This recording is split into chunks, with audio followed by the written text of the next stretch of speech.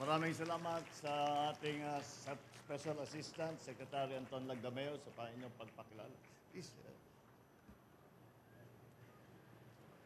Andito po kinilala na po ng ating butihing mayor at sila yata ay nakapagsalita na, pero nandito po kasama po natin ang ating mga cabinet secretary.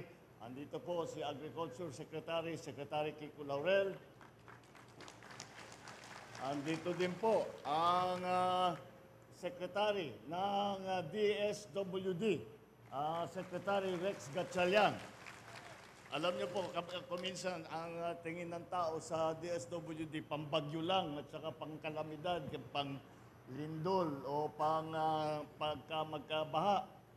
Pero ang katotohanan, kahit na, halimbawa, kagaya ngayon, ang ating mga farmer, ang ating mga mangingisda ay in a crisis situation at nahihirapan, ay nandiyan din ang DSWD para makatulong. Kaya po nandito sa atin, kasama natin ang DSWD.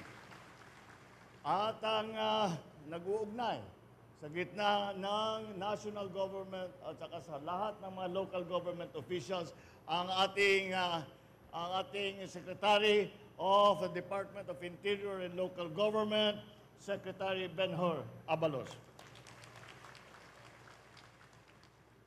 Maraming salamat din sa ating Governor, the Summer Governor, Governor Sherry Antan, sa inyong napakagandang pag-welcome. And the Calbayog City Mayor, Mayor Raymond Uy.